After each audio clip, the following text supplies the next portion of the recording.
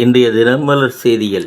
மீஞ்சூரில் welding பணியின் போது tanker lorry வெடித்து சிதறிய விபத்து பெரும் பதற்றத்தை ஏற்படுத்தியது. இதில் காயமடைந்த லாரி ஓட்டுநர் மற்றும் அப்பகுதியில் சேர்ந்த சிலர் மருத்துவமனையில் சேர்க்கப்பட்டுள்ளனர்.